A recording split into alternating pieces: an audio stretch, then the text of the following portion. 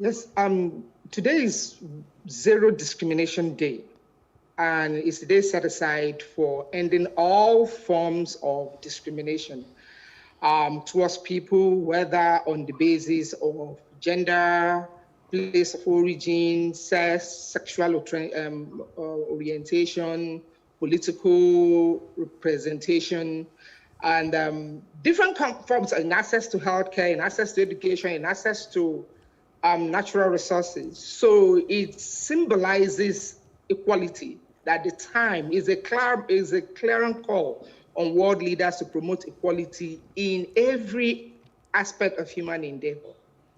Okay, I'm always going to bring it down here to Nigeria because that's where it's most important for us and our viewers. Let's talk about the things that have made it difficult to fight discrimination for us to be able to achieve in any way or move steps closer towards zero discrimination. The peculiarities of our situation here in Nigeria, what has made it harder? So many things made it, there are so many barriers to achieving full equality. The first and foremost is that the Constitution recognizes importance of non-discrimination. So in section 42 of the Nigerian Constitution, which falls under the fundamental human rights, there is an express prohibition against all forms of discrimination.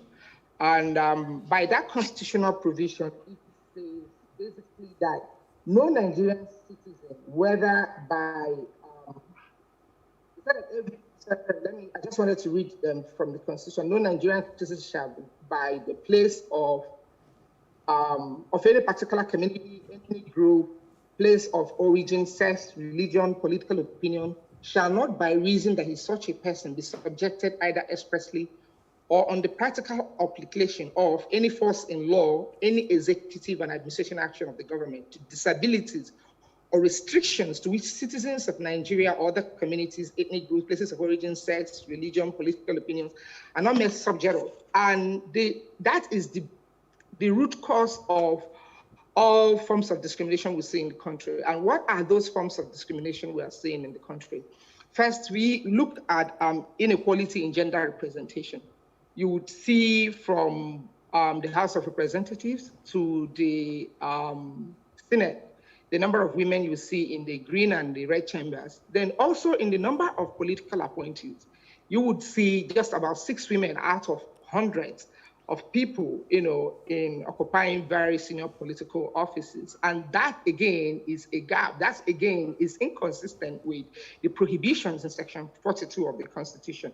Then we also see inequality in regional representation, where you see the national security portfolios in the country. You see the gap where region and religion has become the primary indicator for appointment of people in those high political offices. Again, we also see discrimination in access to education. We all know about the cutoff mark controversy, where students from a particular state we need to score as high as 138 to get into the unity school. Whereas in other states, you also have to put students that sat for the same examination have to score as little as 2 to be admitted into the same schools. That, again, is one of the most brazen forms of inequality we see in the country. Then we bring it down also in access to healthcare. With COVID-19 has exposed the underbelly of the inefficiencies within our healthcare system. What have we seen? We have seen the politicization of disease. With the gas and oxygen scarcity, with the bed space scarcity, with the millions of naira people are required to cough out just to get a bed space. Obviously, the gap has widened and in access to healthcare, making it impossible for people within a certain income group to access healthcare, especially if they contact the coronavirus. Okay, so let's talk about some of these different areas as outlined by the UN. You just touched a bit on gender and education. So focusing on the bias in terms of social status, how bad is the problem here in Nigeria? In terms of the social status, bias, discrimination on the basis of social status. buyer. Can you hear me? Yes, you said buyer. No, I'm saying let's talk about discrimination on the basis of social status and how bad the problem is here in Nigeria. I think is manifest in almost everything, even in the way we distribute social and economic resources and opportunities. We can see the examples like in Lagos State, where a Spaces for Change, we've been advocating for even distribution of infrastructure. And we see infrastructural inequities in the way our resources or infrastructure resources are located to places where the rich live and where the poor people live. Where the poor people live, they are often targeted by forced evictions. If there is flooding in downtown communities like Badia, in Ilobirin, or in places like Makoko, the official response to those localities would be, let's move them away. They are blocking drainages. They are constituting a nuisance to the society. So demolition is almost always the response, official response to people that live in those downtown communities.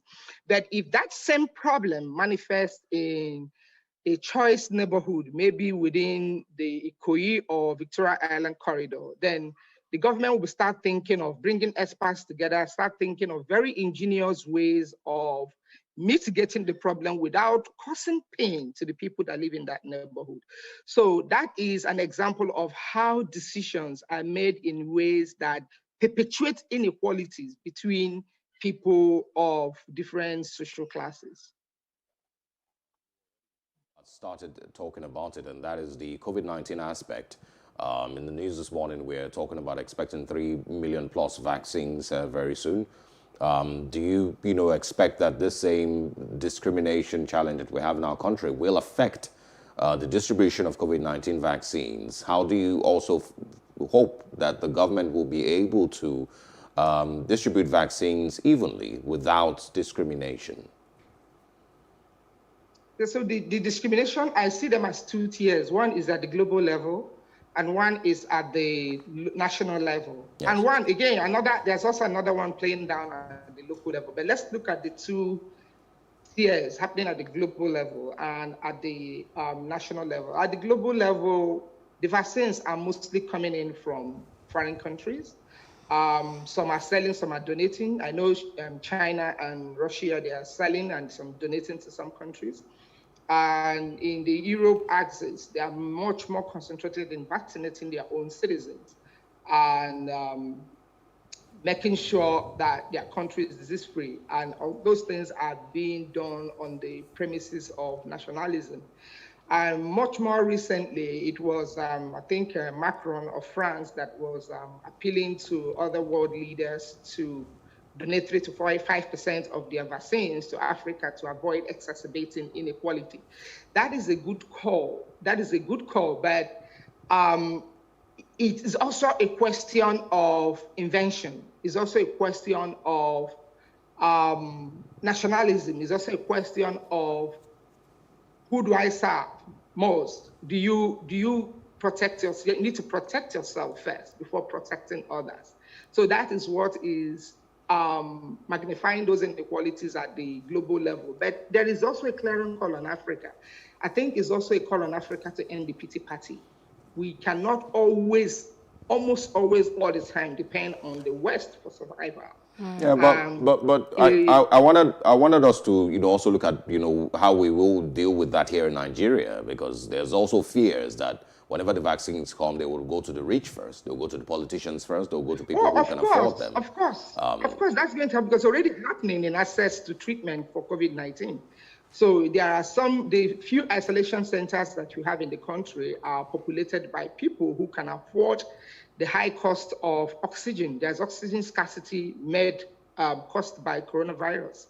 And some of the testimonies shared by people who died recently, there was a popular billionaire that died recently, and the family shared their experiences in one of the isolation centers where they are made to cough out 10 million naira for a bed space.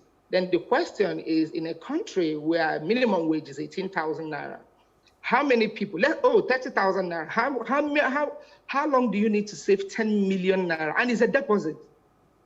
It's a deposit. Deposit means there is still additional fees to be paid. So that is a clear indicator that COVID-19 is, if you don't have money, your chances of survival are very minimal. And the same thing would happen when we have access to, when we have the vaccines, when they come in. The rich people, in fact, most of our rich people, we're seeing pictures on social media. Some of our rich people are already traveling abroad. Yes. There are pictures of one of our politicians that went to Dubai. You know, many of them are already traveling abroad. Then if they are traveling abroad to get the vaccine and the vaccine has already come down to them, it's already obvious what they're going to do. It's going to be them, their families, their loved ones. And when they protect those ones first, and if there's a leftover, of course, that's when ordinary masses will have a chance. Too sad. But the World Health Organization launched the COVAX to ensure that, states that are most vulnerable and cannot afford to purchase the vaccines can get access to them. But it's been how many years now, or rather how many months now, since vaccines, have been produced. But countries like Nigeria and many others in Africa are yet to get access to these vaccines. So really, how much can the COVAX Alliance do to tackle this and ensure that there is zero discrimination regarding vaccines? Yeah, the first thing is that there is the diplomatic commitment, then there is the political will. There has to be a match between the two. I think Ghana is the first country to have the vaccines arrive in their country. And the alliance can make certain commitments, and it has to be matched with political will of the people on the ground, people who make decisions on the ground. So if you have a COVID alliance making certain commitments to ensure that the vaccine reaches the most vulnerable and is not matched by seriousness, concrete action, at the local level, some of those commitments, I'm afraid, might not materialize. And I think that there is best practice to copy from at the beginning, at the initial stages when the vaccine just came out.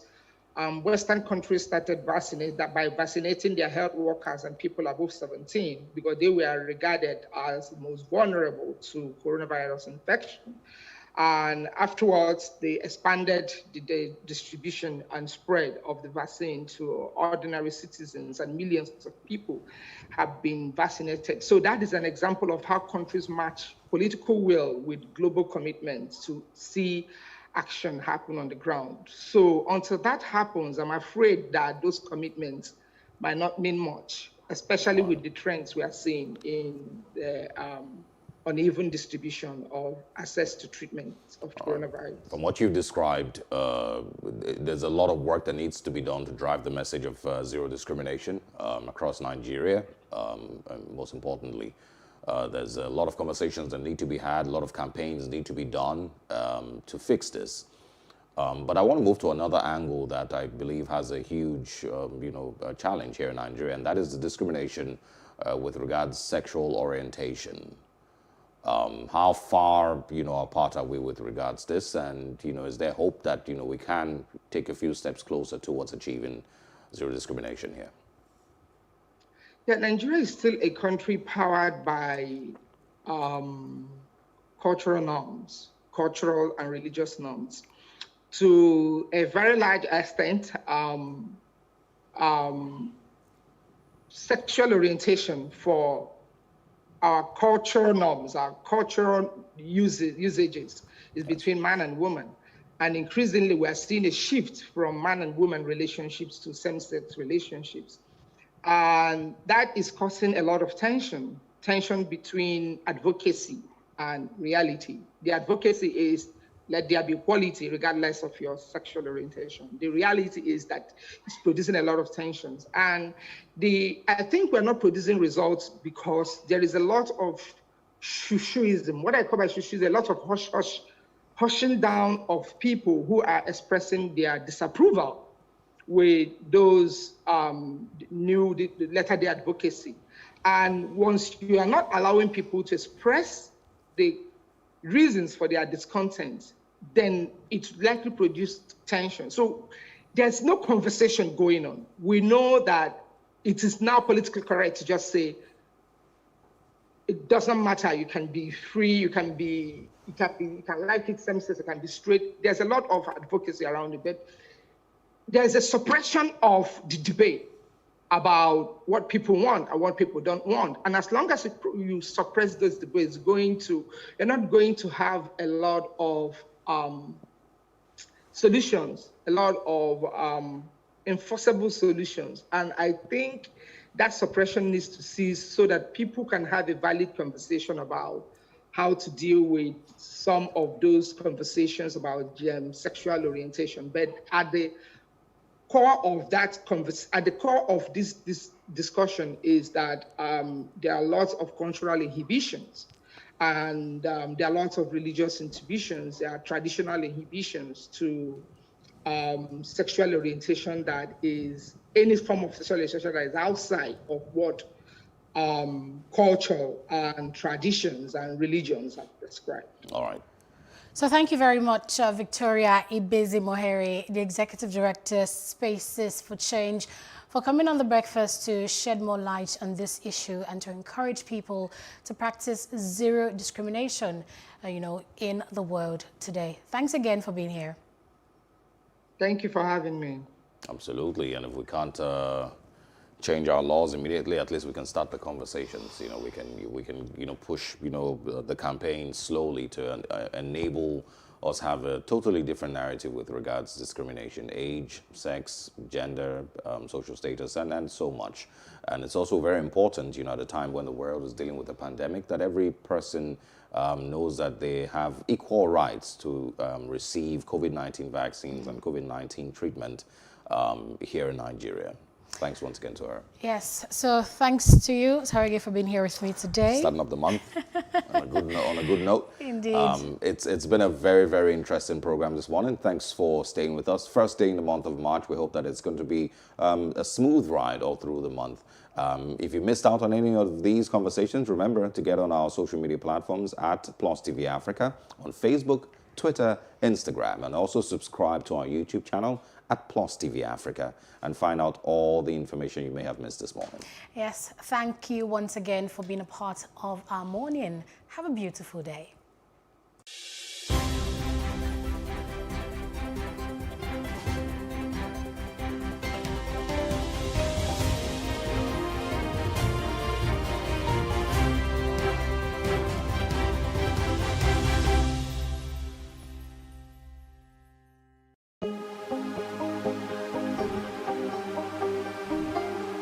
It for upcoming artists to blow in Nigeria.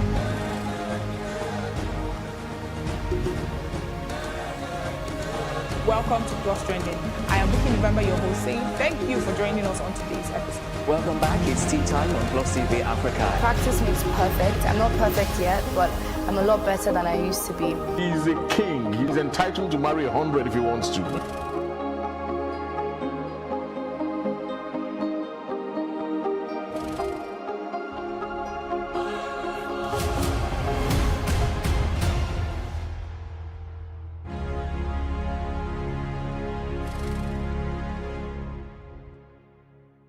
With the level of poverty that there is in Nigeria, 150 government million. should have a complete vertical impetus, proper accounting process. The day we want a better Nigeria, We will there will get be a up. better Nigeria, Very not the true. leaders. I think our expectation is too high for the quality of what is possible. It is Nigerians that will stamp our feet and say, this is how it must be. A Chinese man will register a company. His driver will be a shareholder holding 51% because that's the position of the law. And then he tells you it's a Nigerian-owned company. You cannot discountenance the experience of the old. And the way to not discountenance that is to return to what they've done in the past and learn from it so that you don't make the same I tried mistakes. correcting one. He told me, look, if you people can't support us, get out.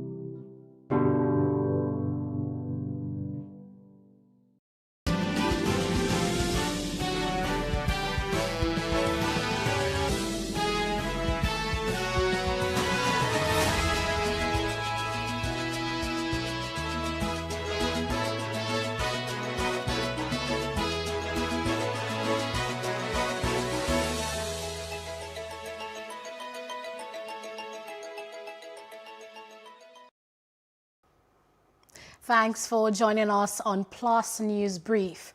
I am Annetta Felix. The Kaduna State government says that bandits have killed 7 persons in different parts of the state. The Commissioner for Internal Security and Home Affairs, Samuel Arwan, confirmed the incident. He said 1 person sustained gunshot injuries and was receiving treatment at a nearby health facility. Similarly, in Ragu village, also in Igabi local government area, bandits killed 2 locals. He explains that in a separate incident, gunmen invaded Kutura Station, Kajuru local government area, and killed 3 residents. 10 persons have been kidnapped in Kagara and Kacha communities in Niger State. The bandits were said to have kidnapped the director of Kongema Table Water, Aminu, and 6 others in Kagara. The bandits went first to the Government Technical College, Kagara, before entering into the village to continue their operations. Reports say there may be possibilities that the bandits were hoping to abduct yet another group of students. In Kacha community, bandits attacked and abducted 3 people. The bandits attacked the town at about 1 a.m. on Sunday and operated for 3 hours. The chairman of Kacha local government, Mohammed Baba Na, confirmed the attacks in the Kacha community in a telephone interview. The governor of Zamfara State, Bello Matawalle, has assured that the abducted schoolgirls of the Government Girls Secondary School, Jangibe, in Zamfara would soon regain freedom and be reunited with their families. The governor stated this on Sunday while receiving federal government delegation led by the Minister of Aviation, Hadi Sirika, who visited to sympathize with the state government and the families of the victims. The schoolgirls, numbering over 300, were abducted from their dormitories and led into the bush by hundreds of bandits in the early hours of Friday. As against what was earlier reported, the schoolgirls are yet to be released by their captors. The state police spokesman, Mohammed Shehu, said in a statement on Friday that security operatives have launched a manhunt for the rescue of the schoolgirls. Meanwhile, the Northern Elders Forum on Saturday said Nigerians have lost faith in the power and the will of the government to protect them from incessant bandit attacks after more than 300 schoolgirls were kidnapped at a school in Zamfara State on Friday. The forum advised governors, especially those from the northern region, to explore all lawful avenues to improve the security of lives and properties. They also advised citizens to organize and raise their level of vigilance, but not to take laws into their hands. And the Coalition of Northern Groups, CNG, on Sunday said the recent school abductions in the region is a ploy to cripple education in that region. Excited over the return of staff and students of the Government Science College, Kagara, Niger State, the group, however, warned that it's not yet celebration time, stating that President Muhammadu Buhari owes it a duty to explain why there is a high level of insecurity in the northern part of Nigeria. The former President Olusegun Obasanjo has commended Governor Yahaya Bello of Kogi State on his efforts at providing security, good governance and infrastructure. According to the Chief Press Secretary to the Kogi Governor, Mohammed Ogu, he quoted Obasanjo as making the commendation when he met with the governors on Sunday in Abuja. He added that the former president urged him to sustain his efforts. He stated that the meeting between Bello and the former president ended with a fruitful discussion. Obasanjo, while commending Bello for successfully tackling insecurity in the state, said Kogi was central to the nation's development. The Adamawa State Police Command has paraded 40 suspects for crimes ranging from armed robbery, cattle rustling, culpable homicide, among others. Speaking at the State Command in Yola, the Commissioner of Police, Aliyu Adamu, said in collaboration with local hunters, they achieved the feat through coordinated operations across the state. The police also recovered weapons, vehicles, ammunition, and cash totaling over 1 million naira. One anti-kidnapping unit and other tactical units, in compliance with my directive in my maiden address, collaborated with professional hunters being our critical stakeholders. On the strength of that, 40 suspects in connection to kidnapping activities, cattle rustling, and culpable homicide from across the state were apprehended. 8 AK-47 rifles, 1 locally made pistol, 1 Sharon vehicle, cash sum of 1,130,000 naira were equally recovered. While the nation is celebrating the release of the abducted schoolgirls, a coalition of civil society groups has asked EFCC to resume investigation of corruption against the former governor of the state, Abdulaziz Yari, at a press conference held in Lagos. The group accuses the governor of being the major cause of banditry in the state due to poor leadership. The group claims it has enough facts in its possession, which points to monumental corruption by the former governor. To particularly, speak to the Nigerian people and the Nigerian government on the monumental fraud perpetrated by the former governor of Zamfara State, Mr. Abdulaziz Yari, and our demand for an immediate arrest of this man, who is not only walking free on the streets of Nigeria today, but the anti-corruption agencies have not been able, to bring to justice. We therefore want the EFCC and other relevant agencies to conclude, as a matter of urgency, the probe of former Governor Yari, so that he will have his days in court. If security network is tight in the Northwest, those perpetrating the crimes may relocate to any other zone. It could be North Central. It could be Southeast. It could be Southwest.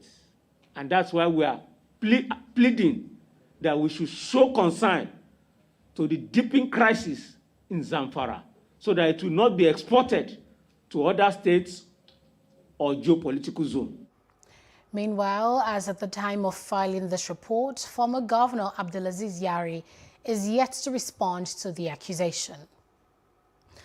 And now to the eastern part of Nigeria. Imo State Governor Hope Uzodinma says the Igbo nation is not at war with any part of the country, as it's been portrayed on social media following the activities of the Eastern Security Network in Olu area of Imo State. Governor Hope Uzodinma says some desperate politicians are instigating IPOB and ESN against the people. So the federal government who think another Biafra war has started from the state.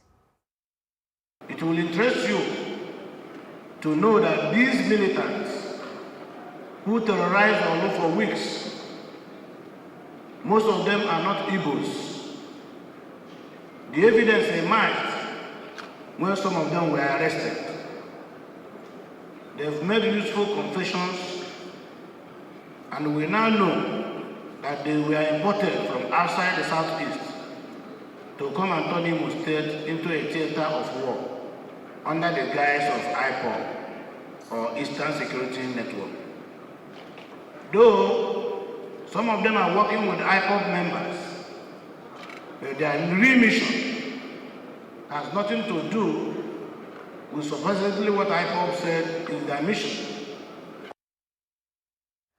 Speaking on the Okorocha's probe, the governor said his government will see to ensure a holistic investigation of Okorocha's administration. He commended security agents for stopping the former governor from unsealing the Royal Spring apartment after it was sealed by the government on the recommendations of the Judicial Panel of Inquiry set up by the former governor Emeka Ihedioha. These commissions were set up in response to the hearings of our people.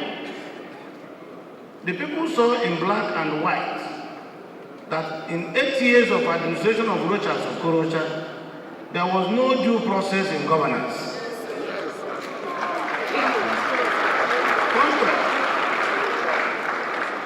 Contracts were awarded without recourse to due process. Lands belonging to both government and private citizens were forcefully acquired by them and given to themselves and their cronies. The Owerri Master Plan, jealously preserved for years by previous administrations, was recklessly and fragrantly abused by the Okorocha administration.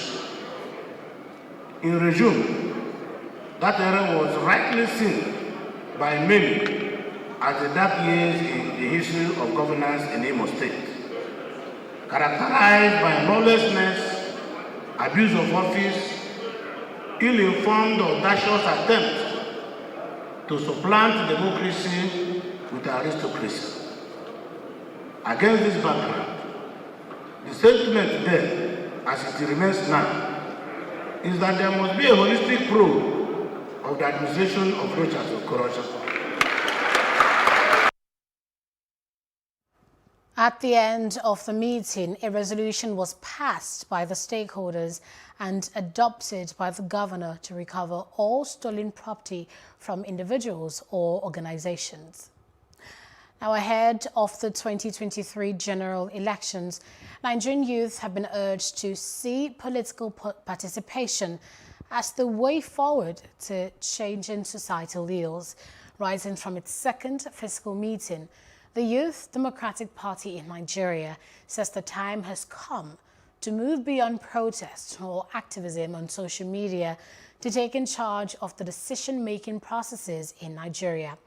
Lagos coordinator YDPN Segun Oduola, flanked by other executives, says Nigerian youth need to identify with a platform which has their interest in mind instead of other parties who have nothing to offer.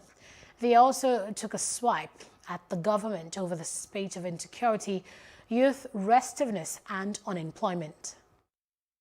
The youth should come together, have their own political party where their voice counts, where their opinion counts, and where they can actually select who their leaders are supposed to be, as opposed to having to be having somebody, imposed on them for leadership positions. But this time around, they are going to use their own hand to determine who their next leader is going to be. That will make the youth to be more engaged instead of having to wail online, go out to protest and risk their lives in the course of protesting, begging the leaders to give them what is rightfully theirs. They will be able to determine their own future with their own hands. The point is the youth of this nation are very, very industrial, educated and very well organized. But the so-called the elderlies have made things so difficult that make you to look like they are lazy or they are incompetent. That is, if not, if you look very well into the country, the youth of this nation are very, very vast in all aspects of economy. So we are here as a party to correct the wrongs and to make sure right people are in the right position for betterment of this country, Nigeria. If the government should have a better program, if government comes up with a better program that engages the youth in order to save them from that whole situation of being idle, I believe all of that will be reduced. What kind of programs are we talking about? The government we have at hand have been coming up with different sorts of programs that are useless. Giving 30,000 naira to people, that is not what we are going to do. We have better programs, we have better plans.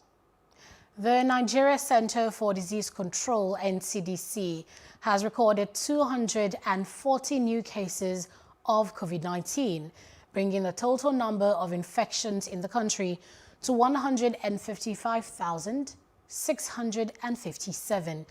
The NCDC announced this on its official Twitter handle on Sunday.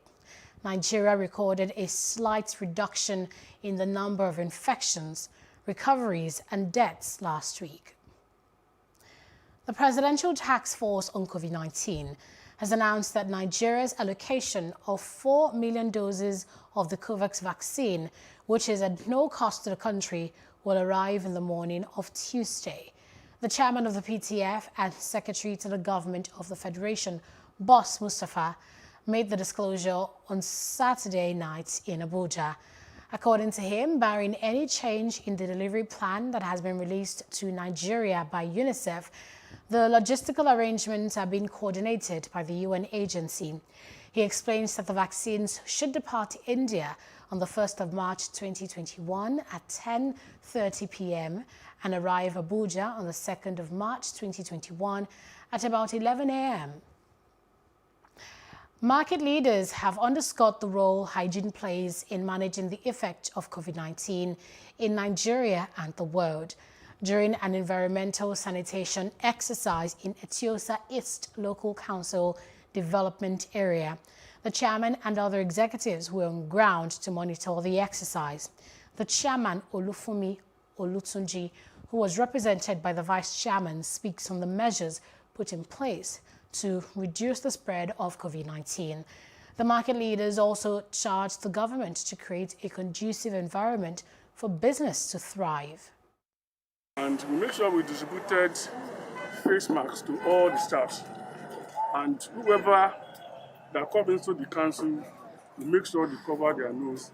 And we provided, in our entrance, we provided hand sanitizer and where they can easily wash their hands before they come into the council environment. My advice to the people of the local government to continue to comply to the rule and regulation of that COVID-19. They've been I advise them to continue doing that. We are hoping because my people in this market to be washing their hands and they have covered their nose because of this COVID-19. Nobody gets COVID-19. And in other parts of Africa, almost 100 migrants were rescued off the west coast of Libya on Sunday. The Libyan Coast Guard rescued the mostly African migrants, the majority being from Cameroon, Sudan, and Mali, as they attempted to cross the perilous sea to Italy. The migrants were brought to a naval base in the capital, Tripoli, where they were met by a team from the International Organization for Migration. The survivors included 6 women and 2 children. 2 people in critical condition were transported to the hospital in the capital city, while around 20 others are missing. Nigeria's former president, who's now an opposition leader, Mahamane Usman, has called for the release of political prisoners and a stop to frequent harassment and threats to activists. Official figures in the country indicate that over 700 have been arrested since the beginning of election unrest on Tuesday, after Mohamed Bazoum was announced the winner of the presidential runoff. Osman directly accused Niger's Interior Minister Auchi Al-Hada of the unrest and the detention of several opposition protesters. He also called upon the international community not to recognize the results of the just concluded presidential poll, citing gross irregularities.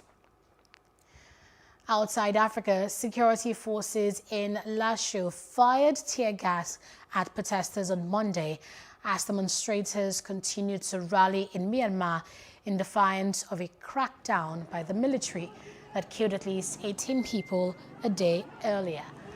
Live video by a local news agency showed a small crowd in hard hats in Lazio, Shan State, running away and rinsing their eyes and mouths after getting hit by tear gas. Ambulances were also seen and heard, while the military personnel were later seen leaving the incident site. Myanmar has been in chaos since the army seized power and detained elected leader Aung San Suu Kyi and much of her National League for Democracy Party, NLDP, leadership on February 1st. The military had alleged fraud in November election. Her party won in a landslide. And Myanmar's outside leader Aung San Suu Kyi is expected to appear at court in Naypyidaw on Monday via video link after she faces charges of illegally importing 6 walkie-talkie radios and violating a natural disaster management law by breaching coronavirus protocol. On Monday morning, there was very little sign of movement outside the Zebutiri Township Court, where the hearing is expected to be held. The country has been in chaos since the army seized power and detained leader Aung San Suu Kyi and much of her party leadership after the alleged fraud in the November election, which her party won in a landslide. In business, the Nigerian-Canadian company Mining Gold in Nigeria's Osun State looks set to commence the exportation of gold in June this year. This is seen as part of the government's efforts towards the diversification of Nigeria's economy to create employment and then more foreign exchange, in addition to exploiting the country's potential in the mining sector. Minister of Mines and Steel Development announced this in Abuja on Sunday while speaking at a forum which he described the Segilola Gold Project as a strategic investment for Nigeria's economic diversification stride. The minister described the company as a poster child and the first foreign investor that was doing genuine and serious business in Nigeria. Adigbite revealed that the firm was supposed to have started gold exportation in the first quarter of 2021, but that the date was shifted due to the outbreak of the COVID-19 pandemic. He said the project has been executed by Segilola Resource Operating Limited, a licensed operator and Canadian company located in Osun. In entertainment, Chadwick Boseman was named Best Movie Actor at the Golden Globe Awards on Sunday, 6 months after his death at the age of 43. Boseman, best known for the superhero movie Black Panther, was awarded the Golden Globe for his lead actor role in the movie drama as an ambitious trumpet player in the 1920s jazz drama Ma Rainey's Black Bottom. His widow, Simone Ledward Boseman, delivered a heartbreaking speech while accepting the award through tears on Boseman's behalf. And the Golden Globe goes to Chadwick. He would thank his ancestors for their guidance and their sacrifices. He would say something beautiful, something inspiring, something that would amplify that little voice inside of all of us that tells you you can, that tells you to keep going, that calls you back to what you are meant to be doing at this moment in history. He would thank Mr. George C. Wolfe, Mr. Denzel Washington, and I don't have his words. And in sports, Ole Gunnar Solskjaer says that he is concerned about penalty calls not going Manchester United's way, highlighting noises from fellow Premier League managers. Chelsea's Callum Hudson avoided punishment during Sunday's 0-0 draw, despite handling the ball in the box. Solskjaer also called for improvement from his side after United failed to score against a member of the league's. What noises they were made a month or two ago about us getting penalties. So clearly there is a point of managers influencing the referees, which they shouldn't do. We have a strong squad. We have only Thiago Silva injured. That means you have to take hard decisions. You can only nominate 18 players and plus goalkeepers. So it's clear it was now also a hard decision for Billy Gilmore, because Billy played very well in the cup. He did very, very strong in training. Gets also the hard decisions, and it was about judging all the alternatives that we have. And we opted for Oli to begin, with Timo on the bench. We had Kai, who can play as a number 9. That's the news at this hour. For more stories and updates, please follow us at Plus TV Africa on all social media platforms, and please do subscribe to our YouTube channel at Plus TV Africa. We'll be back later with more stories making the headlines. I am Annetta Felix. Thanks for watching.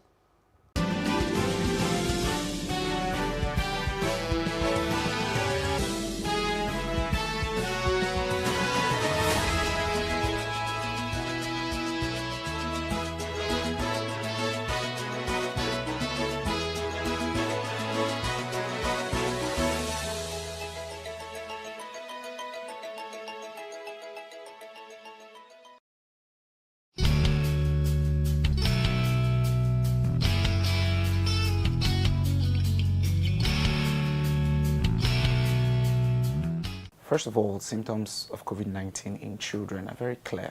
You talk about fever. Most of the times it could be low-grade fever, oftentimes continuous high-grade fever that is not relapsing with your regular paracetamols and your tepid sponging. One of the other symptoms, aside the respiratory symptoms that you have to look out for, is the stooling and vomiting. It's been seen to have very strong effect on stooling and vomiting in recent times among children. And when you do a culture for that, you don't see anything. There are no bacterial infections associated with it. So then, of course, the baseline is your respiratory findings, which you can have the regular cough, nasal discharge a few times, but dry cough more often in children.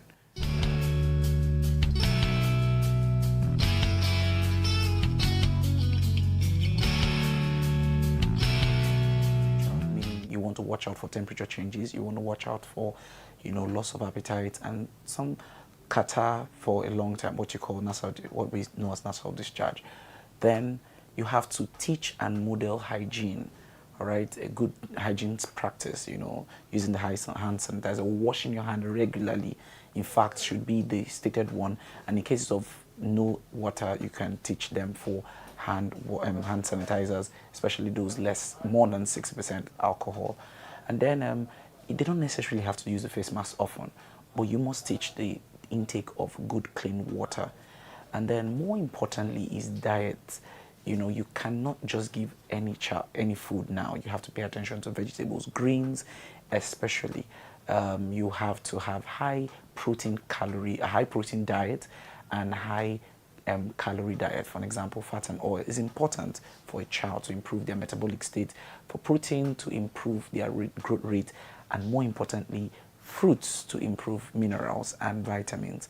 And so you're not doing substitute of fruits, you're doing the real fruits, the vegetables, and things like pear, cashew nuts, watermelon, cucumber, very important for them right now. Pawpaw has been seen to be very effective, especially for vitamin E, and it contains the tocopherols, vitamin E and Co, which is very important for their immunity. So you're focusing on building their immunity, and you're focusing on them having a good diet. So a summary of what parents should do in preventing COVID-19 amongst your children is: 1, teaching and modeling good health or hygiene practices. You don't just teach it, let them watch you and let them be conversant with it. Secondly, you must monitor their health. Don't take anything for granted.